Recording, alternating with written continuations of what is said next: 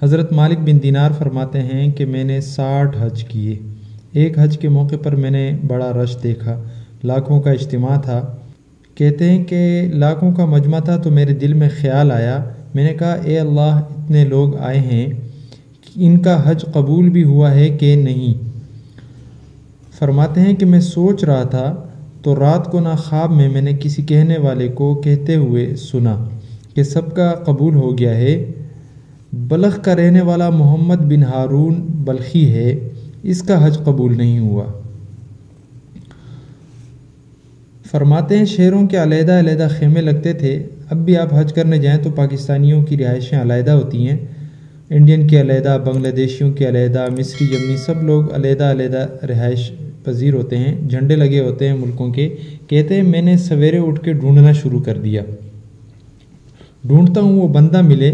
کہتے ہیں جہاں بلخ شہر کے لوگ رہتے تھے تو وہاں چلا گیا۔ میں نے لوگوں سے پوچھا تم میں محمد بن ہارون بلخی کون ہے؟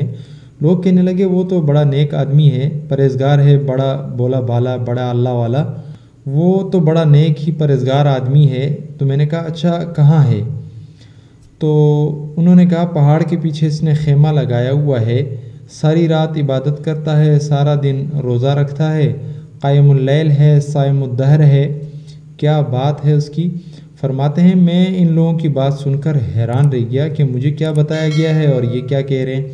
فرماتے ہیں میں پہاڑ کے پیچھے گیا۔ حضرت مالک بن دینار علیہ رحمہ فرماتے ہیں جب میں وہاں پہنچا تو میں نے شخص کو مصلی پر بیٹھے دیکھا، کثرت عبادت کے آثار اس کے وجود پر نظر آ رہے تھے، سیدھا بازو اس کا کٹا ہوا تھا۔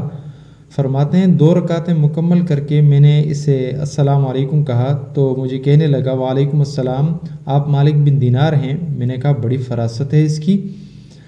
تو فرماتے ہیں پھر اس نے ٹھنڈی سانس لی، کہنے لگا آپ کو خواب آیا ہوگا کہ میرا حج قبول نہیں ہوا۔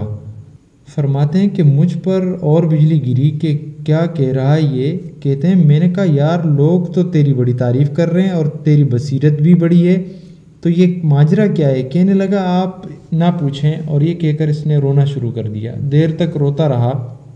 میں نے کہا بتانا تو پڑے گا آپ کو۔ انہوں نے کہا آپ نہ پوچھیں، آپ ناراض ہوں گے۔ میں نے کہا میں نہیں ہوتا، آپ بولیں۔ کہنے لگا حضور 24 سال ہو گئے مجھے حج کرتے ہوئے، 24 سال، 24واں حج ہے میرا، اور ہر سال کوئی اللہ کا ولی آ کے مجھے بتاتا ہے کہ جا چلا جا، تیرا کوئی قبول نہیں ہوا، ہر سال کوئی بتاتا ہے۔ میں نے کہا تیری غلطی کیا ہے؟ کہنے لگا میں اپنی ماں کا نافرمان ہوں، اللہ ہماری حفاظت فرمائے۔ میں نے کہا واقعہ کیا ہوا؟ کہنے لگا حضرت اللہ نے مجھے دولت دی، مال دیا، زمینیں دیں، میں عیاش ہو گیا۔ مالک بن دینار رحمۃ اللہ علیہ فرماتے ہیں وہ کہنے لگا کہ پیسے آئے تو میں عیاش ہو گیا۔ رمضان المبارک کا مہینہ تھا، عصر کے بعد میری ماں افطاری کی تیاری کر رہی تھی، میں نے شراب پی ہوئی تھی اور ماں کے پاس گیا، میں نے کہا اماں روٹی دے، تو ماں نے کہا شرم کر، روزہ رکھا نہیں تو نے، جنہوں نے رکھا ہے ان کا تو خیال کر۔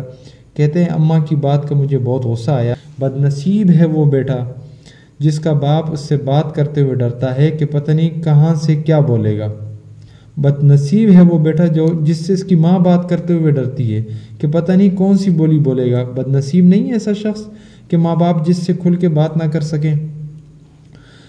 تو حضرت مالک بن دینار سے کہنے لگا اماں نے جب کہا نہ شرم کر تو مجھے بڑا غصہ آیا، میں نے ماں کو تھپڑ مارا نعوذ باللہ، اور میری ماں جلتے ہوئے تندور میں جا گری۔ لوگوں نے مجھے پکڑ کے بند کر دیا اور کمرے میں ساری رات میں شور سنتا رہا، پر نشے میں تھا، مجھے کچھ پتہ نہ چلا۔ سویرے جب میری آنکھ کھلی تو میری بیوی سامان باندھ رہی تھی، میں نے کہا کہاں جا رہی ہو؟ کہنے لگی جو اپنی ماں کا نہیں ہو سکا وہ میرا کیسے بنے گا؟ میں نے کہا میری ماں کہاں گئی؟ کہا وہ تو لوگوں نے رات کو ہی دفن کر دی جنازہ پڑھ کے۔ تڑپ کے میں نے کہا مجھے کیوں نہیں بتایا؟ تو کہتے ہیں لوگ مجھے کہنے لگے تیری ماں کہہ رہی تھی کہ اسے میرا منہ نہ دیکھنے دینا، میرے جنازے کے قریب بھی نہ آئے۔ حضرت مالک بن دینار فرماتے ہیں جب اس نے مجھے یہ بات سنائی تو میں نے بھی اس کے منہ پہ تھپڑ مار دیا۔ میں نے کہا تو قابل ہی اسی کے ہے۔ کہتے ہیں وہ رونے لگا، اس نے کہا حضور دعا کریں اللہ مجھ سے راضی ہو جائے۔ کہنے لگا جب ماں کے انتقال کی خبر ملی تو میں نے کلاڑی لے کے وہ ہاتھ ہی کاٹ دیا جس سے ماں کو مارا تھا۔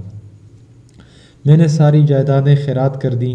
24 سال ہو گئے، 24 سال ساری رات نماز پڑھتا ہوں، روزہ رکھتا ہوں، حج کرتا ہوں، پر ہر سال اللہ کا کوئی ولی آ کر کہتا ہے جا دوڑ جا، تیرا کوئی عمل قبول نہیں۔